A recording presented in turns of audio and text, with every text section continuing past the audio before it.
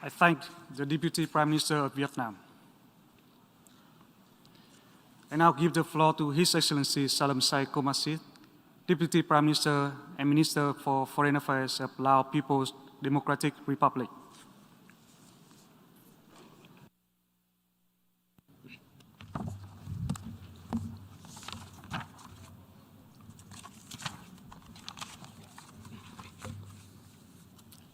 Mr. President, Excellencies, ladies and gentlemen, I would like to begin by extending my sincere congratulations to His Excellency Sabah Ghorrosy on his election as President of the 77th session of the United Nations General Assembly, and I wish him a successful presidency of this UNGA session. I have the honor to speak on behalf of the Lao People's Democratic Republic in this August Assembly. Mr. President, we are at a critical juncture when the international community is facing multifaceted challenges ranging from armed conflicts to environmental crisis and economic downturn that set back global development. Multilateralism is always at the heart of international cooperation, has been undermined by unilateralism, has been applied widely. These challenges, already exacerbated by COVID-19 pandemic, have hindered and reversed the development gains attained during the past decades. The implementations of the SDG has never before been so tarnished. It is disheartening that the most vulnerable peoples and countries are now suffering the most. Countries in special situations such as LDCs, LLDC, and SEEDs, which have endured the most difficult period coping with COVID-19 impacts, are additionally confronting climate, food, energy crisis.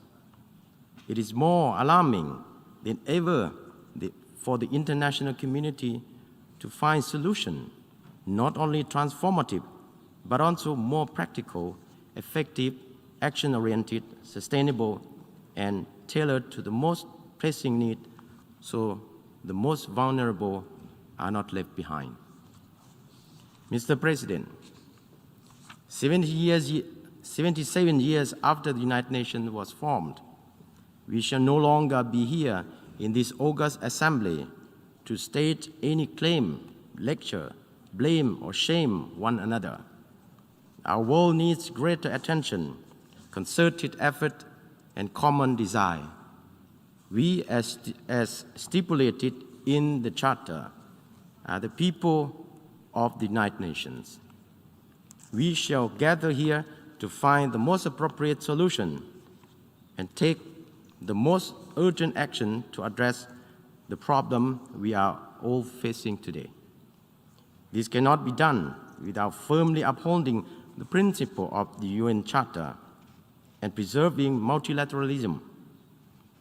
Our United Nations was founded to prevent another catastrophic world war. Our shared wisdom and political will to find the most pragmatic and suitable solution to multiple crises threatening us all today must lie on the top of other individual interests. In doing so, we must strengthen our solidarity, cooperation, and collaboration, and must not create confrontation and division. As such, it is necessary, and after more than 7 decades, that the United Nations revitalizes and increases its ability to effectively address global problems. In this context, the United Nations needs to effectively fulfill its mandate in maintaining international peace and security, as well as promoting development cooperation. It is our common desire that the United Nations be transformed in order to respond to the current global landscape and needs in our joint effort to overcome the unfolding challenges which threaten international peace and development. The international community must find peaceful and lasting resolution to any conflict and disputes around the world, including the Middle East problem. We believe that unilateral sanction or measures cannot be effective, as it is not only contravened to the principle of the Charter of the United Nations and international law, but also hampers the national development of other countries. Sanctions, regardless to their forms, will not only end up compromising one's own interests as well as those of others and inflicts suffering on everyone. We must also give more opportunity to peaceful solutions based on our mutual interests and build an environment conducive to development so as to safeguard the lasting peace and prosperity for all. In this regard, my delegation once again joined overwhelming global call for lifting of the economic embargo on Cuba and putting an end to all unilateral coercive measures which have caused more negative impacts on the innocent people.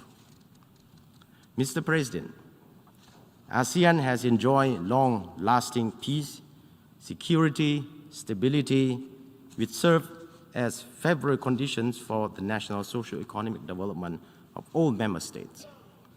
We in ASEAN continue to promote regionalism and multilateralism that emphasize the importance of centrality, unity, and inclusivity, mutual benefit and respect, which form a solid foundation in all essential frameworks of ASEAN cooperation in ASEAN. The Lao PDR has actively participated and contributed with great responsibility under the framework of ASEAN to promote peace and stability. On this note, the Lao PDR considers the role played by ASEAN as crucial in creating an environment conducive to a return to normalcy in Myanmar, and we should continue to engage Myanmar so as to ensure the continuation of delivery of humanitarian assistance to the people of Myanmar and explore ways and means to ensure Myanmar full and effective implementation of the 5-point consensus towards tangible outcome. Mr. President, since the inception of 2030 Agenda for Sustainable Development in 2015, the Lao government has presented 2 voluntary national reviews in 2018 and 2021, reflecting progress made and challenges encountered in the implementation of SDGs through the National Socio-Economic Development Plan and 2030 Vision and Green Growth Strategy. Nevertheless, throughout the past 3 years, the COVID-19 pandemic has imposed direct impact on socio-economic development of every country, especially the least developed countries, including the Lao PDR. Therefore, the progress made prior to COVID-19 in the implementation of our national development and international commitment like SDG and others has been severely undermined, affecting the livelihood of the people in all dimensions. In addition, we are also facing extreme weather events due to climate change in different parts of the world. Like many other countries, the Lao PDR remains vulnerable to external shocks and has been severely affected by natural disaster, especially extensive floodings. Over the past years, our government has attached great importance to combating climate change through the implementation of the revised nationally determined contribution that clearly outlines ambitious targets of the national action for tackling and mitigating climate change toward achieving net zero emissions by 2050. To this end, there is pressing need for adequate financial resources and technical support for gaining access to climate finance and other sources of funding to support developing countries, especially LDCs, LDC, and SEEDs, to achieve their development goals and commitment made under the Paris Agreement. In this regard, we call for renewed political will coupled with concrete action taken by international community in the upcoming COP27 to preserve our planet for many generations to come. Mr. President, having recognized multidimensional challenges and special needs of the group of countries in special situations, the Lao PDR is strongly committed to the implementation of the internationally agreed development goals and program of actions for LDCs and other UN development cooperation frameworks. The Lao PDR remains hopeful and firmly believes that multilateralism, with the United Nations as the lead institution, the multiple crises and challenges in the international community is facing can be appropriately addressed. We are strongly committed to supporting conflict resolution through peaceful means, guided by the UN Charter and other relevant international laws. We trust that development cooperation for common interests and shared benefits must continue to be at the core of international relations. Towards this end, more action-oriented solutions and non-politicized approaches must be adopted. It is our hope that this UNGA 77 will offer opportunities to enhance our solidarity and revive sustainable development path in order for us to ensure transformative solutions for better livelihoods of our people and planet.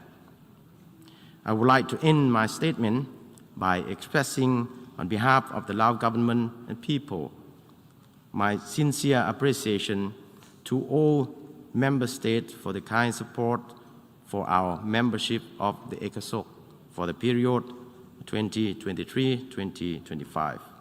We stand ready to humbly serve and make meaningful contribution to the work of ECOSOC, and we pledge to discharge our duties in advancing partnership towards a more resilient and sustainable world. I thank you, Mr. President. Agradezco al viceprimer ministro y ministro de Relaciones Exteriores de la República Democrática Popular Lao. Doy